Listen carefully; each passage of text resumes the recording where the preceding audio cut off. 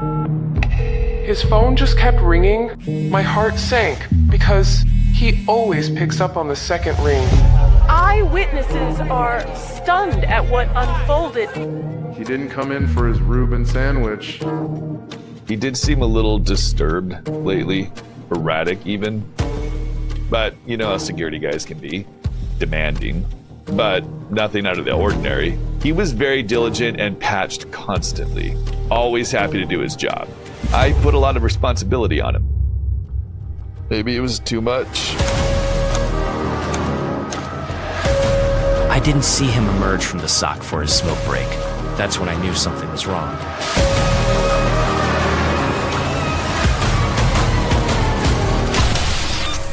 It was from 2015. I never thought it would matter.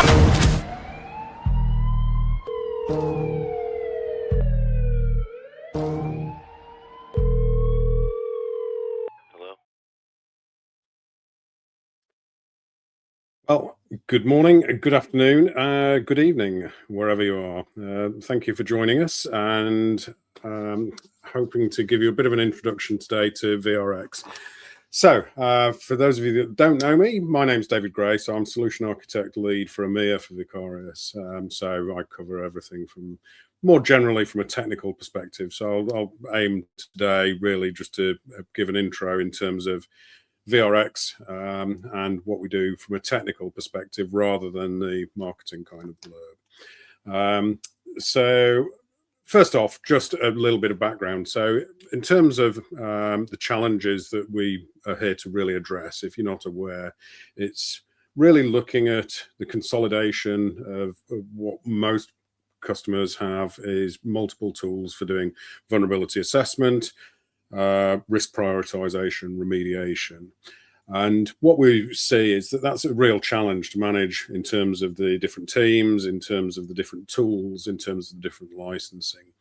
So what we did with vRx is we're aiming to bring all of those different platforms together, those different challenges, the technical and the commercial, to understand what we can do with a single pane of glass to manage the entire life cycle of vulnerabilities. So that's taking it right the way through from identifying and managing the vulnerabilities through the prioritization to understand where the risk really lies within the organization, through to the remediation. So that's remediation, whether we have patches available, whether we don't have patches available, what are the options. So what I'll do today is I'll just give you a brief taster to give you some ideas how we can go about dealing with that. Now, of course, if you do have any questions while I'm going through, please use the chat window. Please let us know if there's any questions. Also, if you do want to go into more detail and have a more in-depth demonstration or to test the platform yourselves, you're more than welcome. Reach out. We're more than happy to run through proofs of concept with you and for you to get some hands-on time to test what the platform really can do and how it can help in your own environment. Of course, every environment's different, so there's nothing like testing it in your own environment. So without further ado, what I shall do is I shall bring up the dashboard and I shall give you an introduction to vRx to give you that taste. So let me just bring that up, sorry. So what I'm showing you here is a dashboard of vRx that you would see when you first log in. So it's really designed to give overview into the environment. So what we have is we have information about the applications that you can see up at the top here. We have information about the assets and the operating systems. We also typically will highlight any new applications and assets when we actually identify them. So we flag those so that you can see new information within the environment. Further down, we have information about the risk level of the assets, and that's to help you really focus where the risk lies within the environment. So I'll explain a little more about the risk and how that works in a moment. Then we have a breakdown as to whether the assets are online or offline, so that you can see quickly and easily what's the status. Further down, we have information about the vulnerabilities and the trends over time, so that you can see easily what's the detection events, what's the mitigation events, so that you can see over time the progress of detection and mitigation of those CVEs. Down at the bottom, we also have a quick highlight of the available updates in terms of operating system and applications. We also have the breakdown into the vulnerabilities and the threats, so that we can see in a more traditional view, what are those vulnerabilities. So the way we work is we have an agent that we install on all of the managed endpoints. That agent retrieves various pieces of information. So we have a cloud-based dashboard. It does mean that you can manage your assets wherever they are. So whether you're in the cloud, whether you have on-premise, whether you have workers from home, wherever you are, as long as you've got internet connectivity for that agent, we can manage that, and we can give you visibility and management capabilities across that asset. So we retrieve various pieces of information, starting with IP address. We'll retrieve information about the operating system, the last logged in user, hard drive information, BIOS information, and some other hardware information. We then identify what's the operating system and information about the applications, including a broad array of third-party applications. So basically any applications that are installed on those endpoints, and that's Windows, that's Mac, that's Linux. And then we look to identify information about the operating system and any updates that might be available, and any application updates. So that's again across Microsoft and third-party apps. Also, we define the severity level there. Then we take that and we look to identify information about the vulnerabilities, so we can see what those CVEs are on the endpoint. And basically, because we've got that cloud dashboard, it means that we've got near real-time visibility for you in terms of what CVEs are present. So as we publish, as new CVEs are published, we can tell you near real-time, are they relevant to you or are they not relevant? And equally, if we apply patches, we can then see, is that now resolved? Is that now mitigated or not? So it's all of this information, this data that comes together to give an overview and give that dashboard that we see when we first log in. So what we then do is we then start to perform a prioritization, so a contextual prioritization of the assets and the applications. So the aim here is really that we're helping you to simplify the process rather than focusing on thousands and thousands, maybe tens of thousands of CVEs. Where does the risk actually lie within the environment? And the way we do that is through the use of what we call X tags. And these X tags, basically, we start with information like the CVSS score, then we build on that. So we take threat information. So do we have known vulnerabilities? Do we have known exploited vulnerabilities? In terms of usage of the application, we look at whether the application's frequently used. We look at whether it needs admin rights, whether it's active on the network. We look at slightly less dynamic information, so whether we've got patches available. Are we exposed to certain types of attack?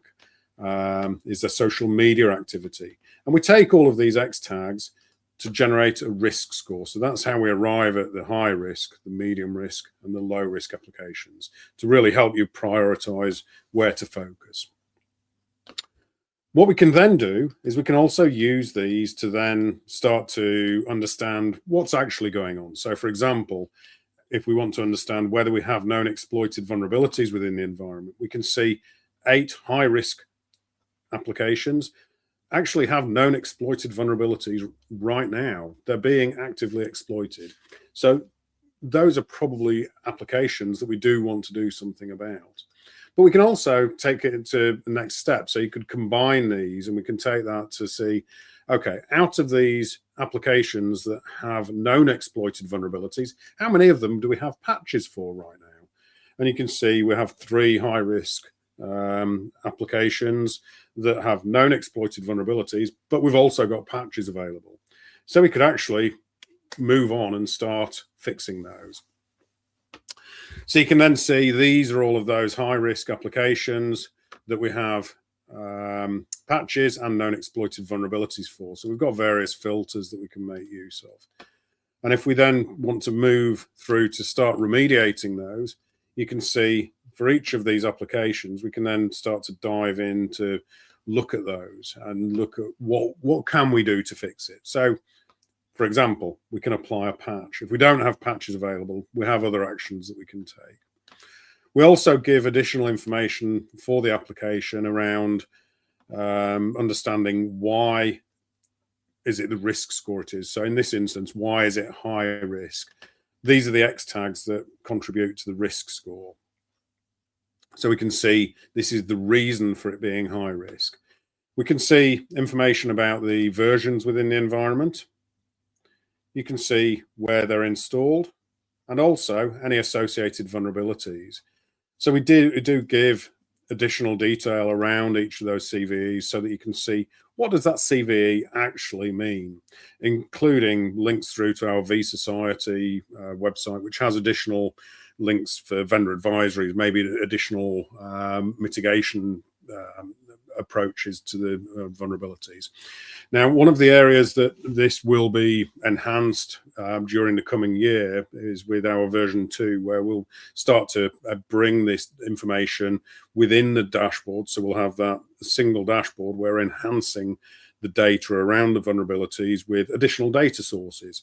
We'll be bringing in EPSS scoring. We'll be bringing in MITRE ATT&CK framework mapping. So we will have additional information, additional relevance, and other ways of viewing the information around those vulnerabilities later in the year. Now, if we wanted to then move on to the remediation, just coming back into the application, you can then start to look at the recommended treatment. So we can see we have the patches available. So we come into the patch management. We do also have a dedicated patch management area over here so that you can focus on patching without the risk if you require. And we can simply select the patch, step through into the patch management where you'll see the application is selected from the previous screen, the patch that I chose already selected, associated assets will run by default immediately. We hit finish, that pushes the patch out immediately. So very, very quick and easy, just a few clicks from the main dashboard and you can already start applying patches and remediate. So that's the manual approach. We can, of course, automate this. So automation is really where vRx comes into its own in terms of reducing workload and reducing the amount of effort that's required to manage the platform. So we can automate based around application updates. We can automate operating system updates. We can run scripts or we can do reboots. If we look at the applications, we can identify all of the applications that we have updates available for right now, or all of the apps that we've seen within the environment, whether we've got patches available or not. So we can start to build a schedule for future patches. And we can just select a few applications to build up a patch group. We can then start to select the severity levels. So for example, in the UK, we have Cyber Essentials, which we're very much focused on critical and high. But equally, if we want to select all of those patch severity levels, you can choose those to get those pushed out as and when they're released. We then have user interaction options so that we can trigger a reboot, and that can be done immediately or set for some point in the future. We can also allow user interaction in terms of cancelling or maybe snoozing a number of times. You can then also add customized messaging so you can keep users informed with pop-ups, what's happening. And then we can choose the asset or asset group so that we can deploy to test systems before production. We can select groups maybe based around certain applications, say web applications.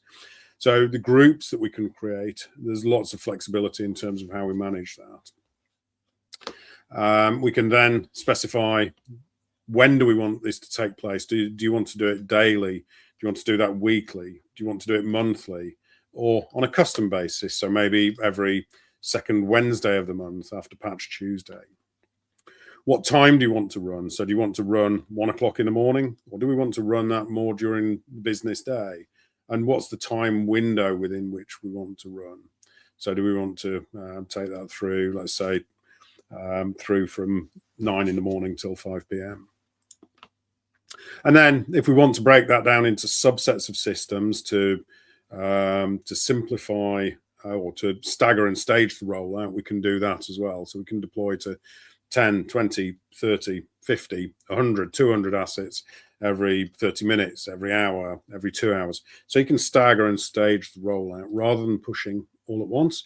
We can break it down and take that over a period of time. So we have a lot of options in terms of the scheduling for the automations. Now we can actually bring in other activities, other actions. So for example, if we wanted to bring in an OS update, we could do that.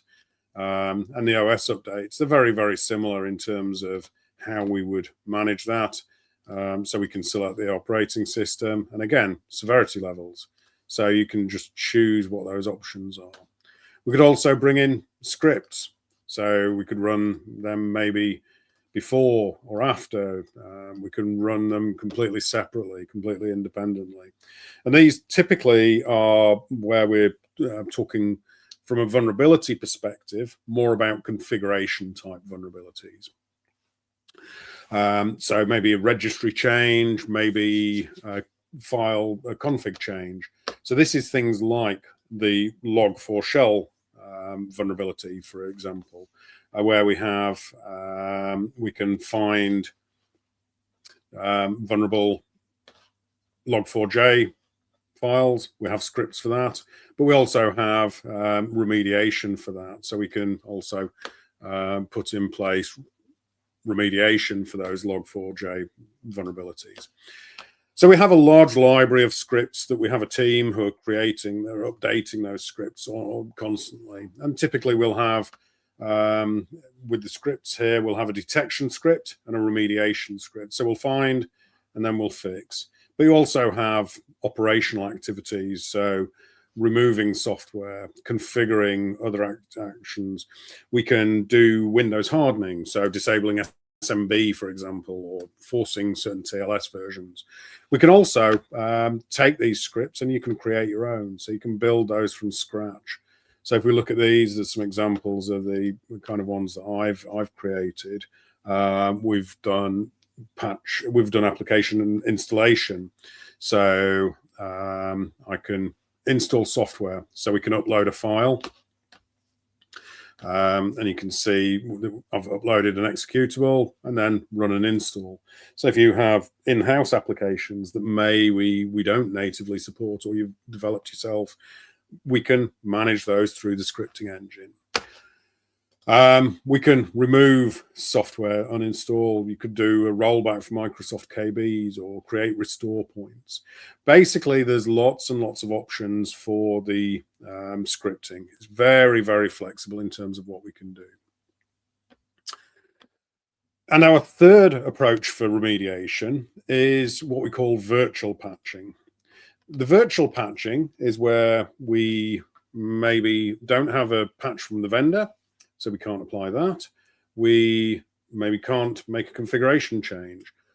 So typically for legacy applications or for applications that maybe you can't afford downtime while you're applying a patch. So the way the virtual patching works is we basically, when we first install the agent, it will perform an analysis. We're essentially looking for weaknesses in that application and its associated libraries. So this is where we identify a number of these other weaknesses.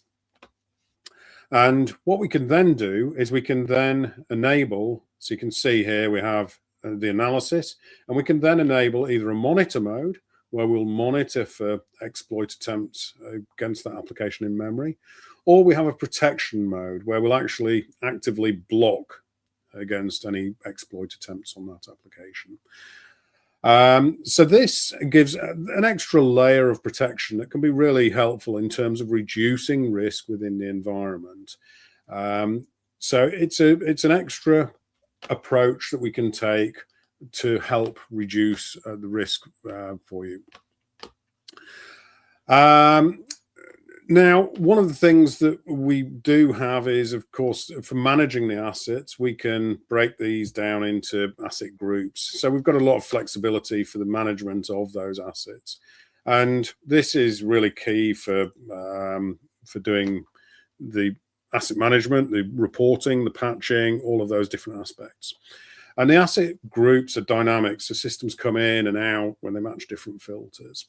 And also assets can exist in multiple different groups. So this is really key for the whole platform so that you can manage as needed within your environment. The kind of things that we can filter on is things like the asset name. So we can do a wildcard if you've got naming conventions. We can do workstations or servers. We can do pending reboot. So if you've got an asset that needs a reboot, we can put them into a group, reboot at a time of your choosing, out of hours, so it doesn't inconvenience anyone. They then come out of the group. We can filter on whether we have particular applications installed, whether we do not have applications installed. So if you have a key application that should be installed everywhere, we can filter on that, put them in a group. We can install the software through the scripting.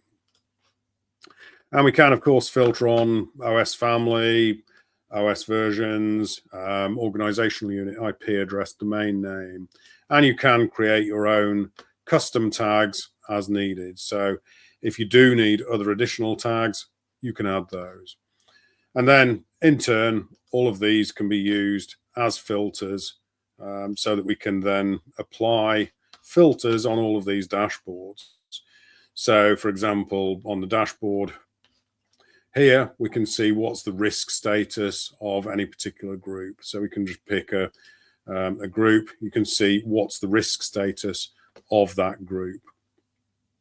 And in turn, that can be used for role-based access control. So we can create teams so that you can segregate and have different permissions for different users.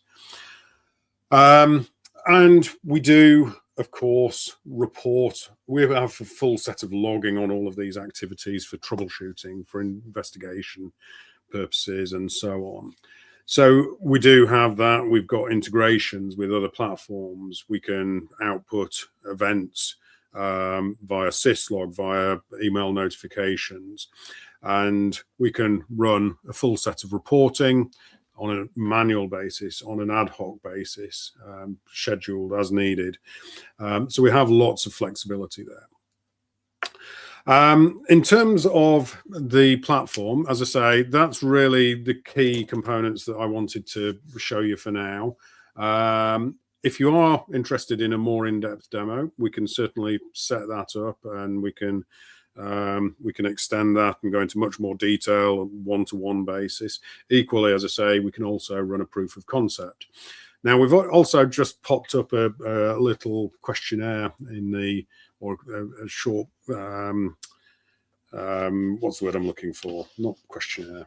A short poll, that's the word I'm looking for. So if you'd want to answer that, could be really helpful, that we have this poll just for interactive feedback.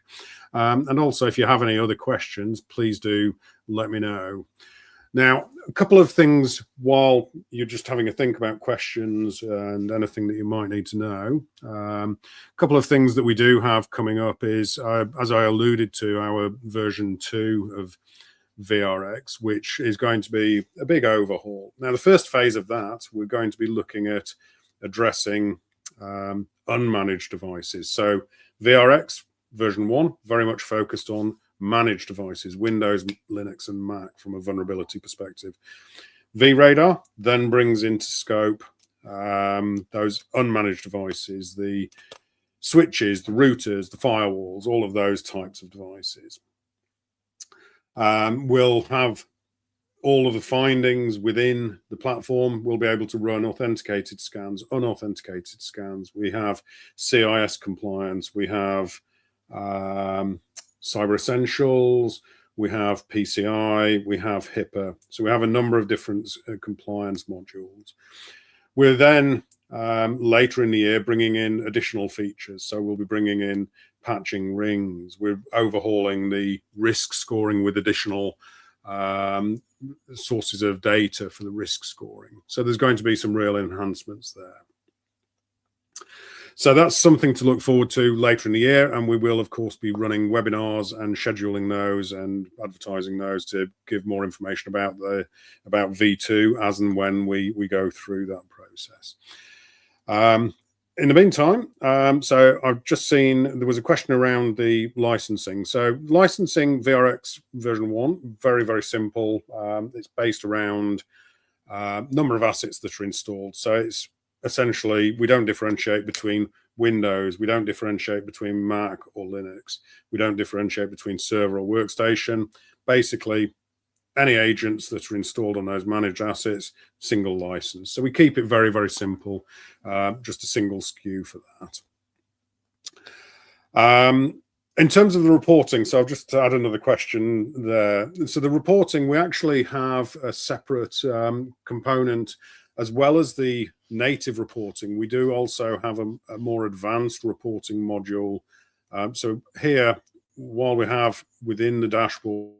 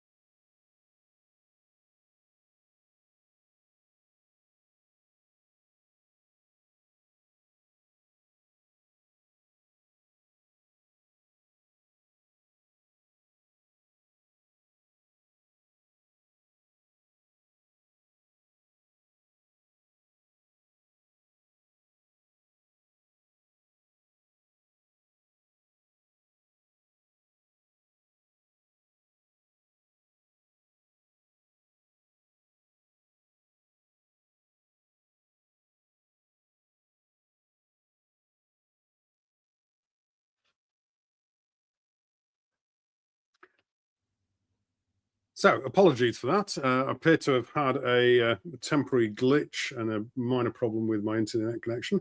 I think I'm back, hopefully. So my apologies for that. I was just, as I say, just wrapping up in terms of what we wanted to cover. So one last thing, again, if you do want to see a more in-depth demo, and hopefully without any last-minute interruptions and disconnections like I just had, more than happy to get that set up. And also, again, as I say, proof of concept. We're more than happy to work on that, through that with you. But I think for now, that's probably everything that I wanted to cover off. And the last one is up on the screen. You will see a QR code. This also takes you to a demo. So if you want to just scan that QR code, that will take you through to a demo. So thank you very much for your time. And if you do have any further questions, we're more than happy to answer those and take you through anything else in detail.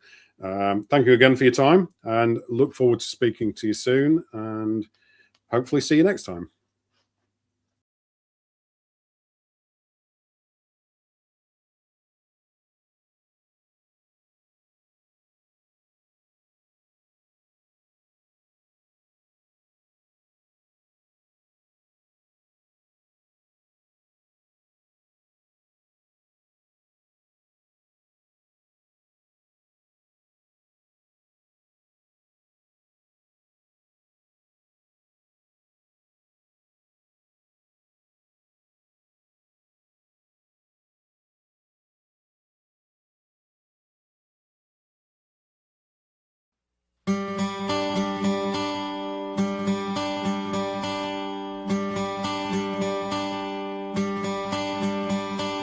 Happy hours coming past. The interns can never last. Wake me up when Patch Tuesday ends. Reading CVS metrics. How'd I lose my hair so fast? Wake me up when Patch Tuesday ends. Seasons alerts come again, spamming my inbox, calling recruiters again. A bridge isn't too far, as my RAM rests, but never forgets what I lost. Wake me up when Patch 2